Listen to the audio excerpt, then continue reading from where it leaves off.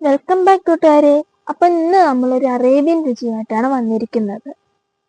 സുർബിയൻ ബിരിയാണി. പേര് പോലെ തന്നെ നല്ല രുചിയുമാണ് കഴിക്കാൻ. അപ്പൊ നമുക്ക് നോക്കിയാലോ റെസിപ്പി. ആദ്യം തന്നെ 1/2 കിലോ ചിക്കനിലേക്ക് 1/3 കപ്പ് തൈര്, 1/8 ടീസ്പൂൺ മഞ്ഞൾപ്പൊടി, 1 ടീസ്പൂൺ പൊടിച്ച ഏലക്ക, 1/4 ടീസ്പൂൺ കുരുമുളക് പൊടി, 1/8 ടീസ്പൂൺ സിനമൺ, ഉപ്പ് ആവശ്യത്തിന് എന്നിവ ചേർത്ത് നന്നായിട്ട് ഇളക്കി വെക്കുക. ഒരു അരമണിക്കൂറെങ്കിലും റെസ്റ്റ് ചെയ്യാൻ വെക്കണം. ഇനി ഒരു സവാള എടുക്കാം. ചെറിയ സൈസിലുള്ള സവാള മതി. ഇത് ചെറുതായി ചതുരത്തിൽ അരിഞ്ഞെടുക്കാം.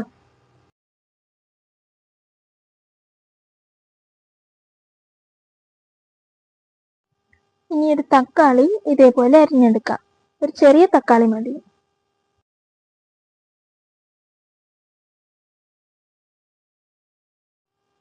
ഇനി ഒരു ചെറിയ പൊട്ടറ്റോ എടുത്ത് അത് ഇച്ചിരി വലിപ്പത്തിൽ അരിഞ്ഞെടുക്കാം. ഇനി കുറച്ച് മല്ലിയില കൂടി അരിഞ്ഞെടുക്കാം.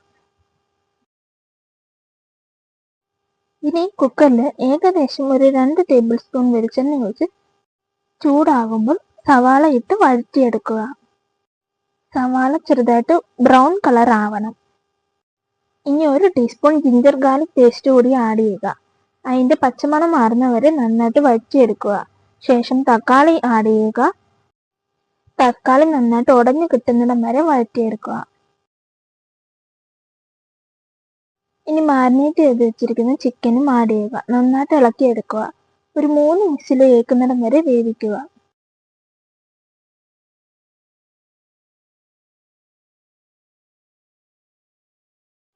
ശേഷം ഉരുളക്കിഴങ്ങും ആഡ് ചെയ്ത് ഒരു വിസിലോട് കേൾപ്പിക്കുക.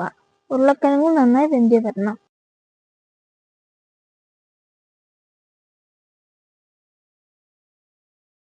ചിക്കനിൽ ഒട്ടും വെള്ളം ചേർക്കാതാണ് നമ്മൾ വേവിച്ചിരിക്കുന്നത്. ഇനി കുറച്ച് വെള്ളമൊക്കെ ഉണ്ടെങ്കിൽ അതൊന്ന് വറ്റിച്ച് എടുക്കുക.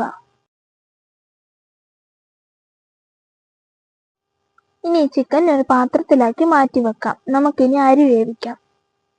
നമ്മൾ 1 കപ്പ് ബസ്മതി അരിയാണ് എടുക്കുന്നത്.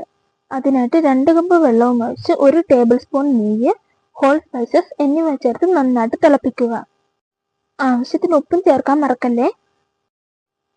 ഇനി 1 കപ്പ് അരി കഴുകി വൃത്തിയാക്കി സോക്ക് ചെയ്തെടുത്തത് ആഡ് ചെയ്യാം. ഒരു 15 മിനിറ്റ് വിസിലില്ലാതെ നമുക്കിത് വേവിച്ചെടുക്കാം. നമ്മുടെ അരി ഇത് നന്നായിട്ട് വെന്ത് കിട്ടിയിട്ടുണ്ട്.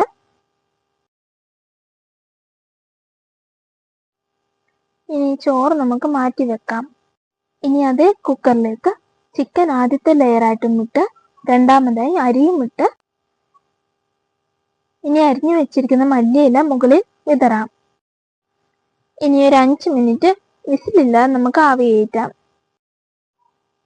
നമ്മുടെ സെർബിയൻ ബിരിയാണി റെഡി ആയിട്ടുണ്ട്. കുക്കർ തുറന്നപ്പോൾ ഇവിടെ നല്ല വാസനയാണ്. അതുപോലെ തന്നെയാണ് ടേസ്റ്റും.